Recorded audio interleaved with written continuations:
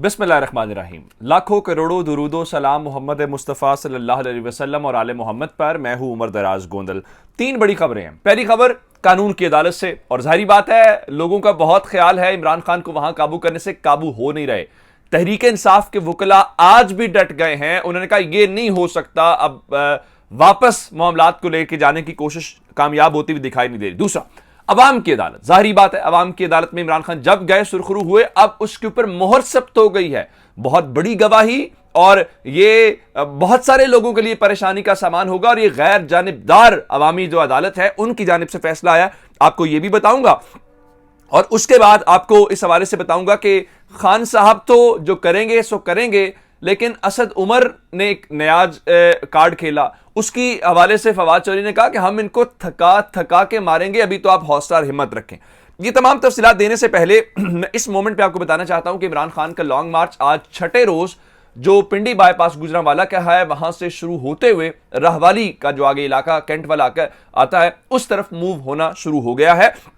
लेकिन उसकी मूवमेंट से पहले आज असद उमर साहब ने बताया कि चूंकि कल तक हम आपको खबर देते रहे हैं कि लॉन्ग मार्च 10 तारीख को इस्लामाबाद पहुंचेगा, लेकिन अब 10 नवंबर मार्च मैंने कह रही है 10 नवंबर को पहुंचेगा, लेकिन अब लॉन्ग मार्च 10 नवंबर को भी इस्लामाबाद नहीं जाएगा।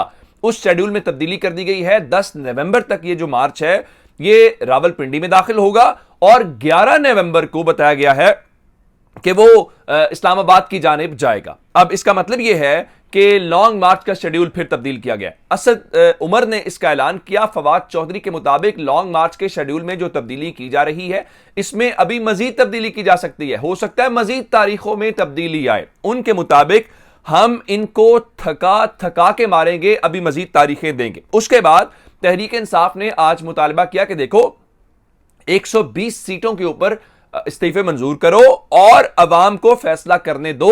120 सीटों के ऊपर उम्मीदवार अब इमरान खान ही होंगे जब तक जनरल इलेक्शन नहीं होते। ये बहुत बड़ी बात है। और उसके बाद उन्होंने कहा नवाज शरीफ तो कह रहे हैं कि वो मरियम कह रही थी वापस आ रहे हैं, और इमरान खान ने कल कहा भी कि आओ नवाज शरीफ मैं तुम्हारे हल्के से इलेक्शन तुम्हारे खिलाफ लड़ूंगा। आज तहरीक इंसाफ ने मरियम नवाज को कहा है चूंकि आपके ऊपर से पाबंदी खत्म हो चुकी है, आप कहती हैं कि आप बहुत क्राउड पुलर हैं, आप बहुत मकबूल हैं, तो आए आप इलेक्शन लड़ लें और आपको भी आपकी मकबूलियत का पता चल जाए। अब मैं चूंकि मकबूलियत पे बात चली गई है और इलेक्शन पे चली गई है, तो इस सिलसिले में मैं आपको सबसे पहले मकबूलियत का और अवाम की अदालत का फैसला सुनाना चाहता हूं। कुरम का इलेक्शन आपने देखा, वहां पे तहरीक इंसाफ के वोटर में 2018 से 2022-23 तक 28% से भी ज्यादा इजाफा हुआ है। यानी इमरान खान जो पहले 30% के ऊपर थे वहां पे 58% के ऊपर पहुंच चुके हैं। और पिल डैट के सरबराह के मुताबिक पाकिस्तान की तारीख में कभी ऐसा नहीं हुआ कि इतना ज्यादा वोट बैंक के अंदर इजाफा हुआ। यानी सीटों को आपने सिर्फ नहीं देखना, कभी कभार ऐसा होता है कि सीटें आपकी कम हो जाती हैं लेकिन वोट बैंक बढ़ना ज्यादा जरूरी होता है। तहरीक इंसाफ का वोट बैंक मुल्क के अंदर बहुत ज्यादा बढ़ गया, जो हमें हर इलेक्शन के अंदर नजर आ रहा है। अब एक सर्वे सामने आया, ये सर्वे पल्स कंसल्टेंट की जानिब से जारी किया गया है। ये ना गैलप है, ना पिलडैट है, ना किसी और इदारे की जानिब से है, यानी जिसपे कोई नून लीग का कहे, कोई तहरीक इंसाफ का कहे, नहीं, बिल्कुल भी नहीं। गैर जानिबदार किस्म का इदारा है। वो ये कहते हैं कि अगर देखें, सबसे पहले आपको देखना यह पड़ता है कि लाहौर का रुझान क्या है, फिर आपको देखना यह पड़ता है कराची का रुझान क्या है, क्योंकि ये दो बड़े शहर हैं जिस हवाले से कारोबारी तबका और जो पॉलिसी मेकर्स होते हैं वो उनकी पल्स इन दो शहरों के ऊपर होती है, क्योंकि इकोनॉमी है, पावर स्ट्रक्चर यहां पे है, पावर हब है। तो पहला पैमाना कराची से आया, क्योंकि कराची के अंदर इस वक्त तमाम जमातें इमरान खान की मुखालिफ हैं। वहां की मकामी जमात है एमकेएम, उन्होंने इमरान खान को छोड़ा, उन्होंने सिंध गवर्नमेंट को वहां पे ज्वाइन किया, पीपल्स पार्टी को। तो दो जमातें वहां की मकामी है और तहरीक इंसाफ जो है। अब जरा पल्स कंसल्टेंट के मुताबिक कराची के 32% शहरी जो हैं वो कौमी असेंबली का वोट देने के लिए उनकी पहली तरजीह तहरीक इंसाफ है। ये वो शहर है जिसके मुतालिक इन्होंने कहा जी इमरान खान ने कराची के लिए क्या किया है, और एमकेएम वालों ने कहा इन्होंने काम नहीं किए तो हम इसलिए छोड़ के सिंध हुकूमत और जरदारी की पाजरबाद है। जरूर है ये कह रहे हैं कि हम पछता रहे हैं। अब वो अमीनुल हक ने कहा जी सिंध हुकूमत मुआहदे के ऊपर दस्तखत करे वरना दूसरी तरीकाकार भी हमें सामने आता है। और मैंने कहा था कि आपको दूसरा तरीकाकार नहीं आता, आपकी चाबी आपके पास नहीं है। जिन्होंने आपको चलाना था वो चला के चाबी लेके चले गए, वापस आएंगे चाबी देंगे तो आपका मसला हल होगा। फिलहाल नहीं। अच्छा, दूसरे नंबर के ऊपर जो इंपॉर्टेंट बात है, एक तो तहरीक इंसाफ को 32% लोग कराची शहर के, इसका मतलब है कि कारोबारी तबका, इसका मतलब यह है पढ़ा लिखा तबका, इसका मतलब यह है कि शहरी तबका, इसका मतलब यह है कि जो बयानिए को तस्लीम करते हैं उनमें से MKM को कराची शहर के अंदर लोगों के वोट देने की तरजीह चौथे नंबर पे पहुंच गई है। तहरीक इंसाफ पहले नंबर पे 32% और MKM चौथे नंबर के ऊपर पहुंच गई है। यह इमरान खान की सबसे बड़ी कामयाबी है जो इमरान खान अब तक कामयाब हुए हैं। और उसकी वजह क्या? इमरान खान का बयानिया। इमरान खान ने अब आज वॉइस ऑफ अमेरिका को इंटरव्यू दिया और उसके अंदर उनसे पूछा गया कि आप ये बताएं कि आपका जनरल बाजवा का इख्तलाफ था क्या? उनका मेरा इख्तलाफ ये था कि मैं ये समझता हूं कि जब तक करप्शन का एहतसाब ना हो मुल्क तरक्की नहीं कर सकता, लेकिन जनरल बाजवा ये समझते थे करप्शन मसला कोई इतना बड़ा नहीं है बल्कि हमें दीगर चीज़ों के ऊपर फोकस करना चाहिए। तो पहला जो हमारा इख्तलाफ है वो करप्शन के अकाउंटेबिलिटी या एहतसाब के ऊपर था। चलिए ये बात भी समझ आ गई। दूसरे नंबर के ऊपर उन्होंने कहा कि असल मसला उस्मान बुज़दार थे। वो उस्मान बुज़दार को हटाना चाहते थे। उस्मान बुज़दार को हटा के वो अलीम खान को वजीर आला बनाना चाहते थे और मैंने नहीं। उसकी वजह क्या? उनका मेरे पास क्रेडिबल सोर्सेस से खबरें थी, चीज़ें थी, इंफॉर्मेशन थी कि इनके ऊपर कुछ कब्जे का मसला था अलीम खान का, तो मैंने नहीं बनाया। ये वो दूसरा मसला था। अब इस सारे सिनेरियो के दौरान आपने कानून की अदालत को नहीं भूलना। कानून की अदालत में चूंकि आप जानते हैं कि तौहीन अदालत का केस लगा हुआ है और तौहीन अदालत का केस 25 मई वाले वाकयात के ऊपर है। हुकूमत ने एक दरखास्त की, फिर दरखास्त की कि जल्दी सुने, इसके ऊपर फैसला करें, इमरान खान को रोकें। अगर आपने इमरान खान का लॉन्ग मार्च ना रोका तो हमारे बस की बात कम अज कम ये दिखाई नहीं दे रही। अब सारे ये सुप्रीम कोर्ट के पीछे छुपना चाहते हैं। आज सुप्रीम कोर्ट के हवाले से हुआ ये, चूंकि फैसल चौधरी और बाबर अवान दो वकला थे, उन्होंने कहा था जी जो यकीन दहानी इमरान खान ने करवाई उससे इमरान खान ने ला ताल्लुकी का ऐलान करेगा। मुझे नहीं पता, मैं तो कंटेनर के ऊपर था।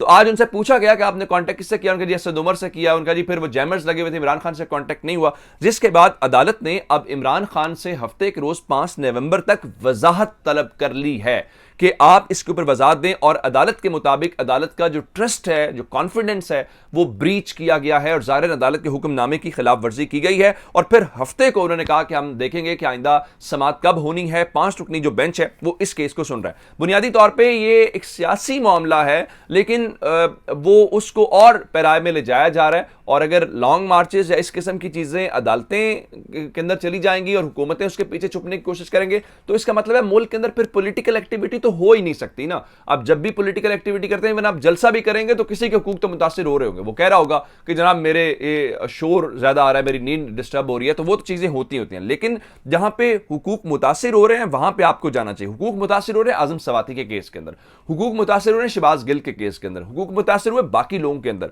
अब अंदाजा करें कि आजम सवाती की जमानत के ऊपर आज हुकूमत ने इस्लामाबाद हाई कोर्ट से रुजू किया और उनको कहा कि आप जमानत इनकी मनसूख करें और वो फलां एक्ट इस किस्म की, यानी जिसके ऊपर इंसाफ मिलना चाहिए उल्टा उसके जख्मों के ऊपर और नमक छिड़का जा रहा है। इससे आप इनकी सीरियसनेस का अंदाजा लगा रहे हैं। दूसरी जानिब वही इस्लामाबाद हाई कोर्ट हुकूमत को ये नोटिस कर रही है कि तहरीक इंसाफ जो है वो यहाँ पे जलसा जुलूस करना चाहती है और क्या कहते हैं कि आपने अभी तक उनको इजाजत नहीं दी, तो इसलिए आप इस बारे में आके वजाहत दें, आप आके बताएं, क्योंकि तहरीक इंसाफ चाहती है कि हमें वहां पे 7 और 8 तारीख के उन्होंने कहा हुआ है। आप देखें वो बात आगे 11 तक चली गई है। तो मतलब ये है कि अदालतें ठीक है, आप बिल्कुल ये करें, इमलाक का भी हिफाजत करें, ह्यूमन राइट्स की भी करें, लेकिन जहां पे ज्यादा वैलिड होनी चाहिए वो होना चाहिए। एक खबर और ले लें, एक तो शहबाज शरीफ के मुतालिक भी जान लें कि शहबाज शरीफ चीन गए हुए हैं, शी जिनपिंग के साथ उनकी मुलाकात हो गई है। नून लीग वाले खुशी से उछल पड़े हैं, कूद पड़े हैं, जारी बात है जी, बड़ी मुलाकात है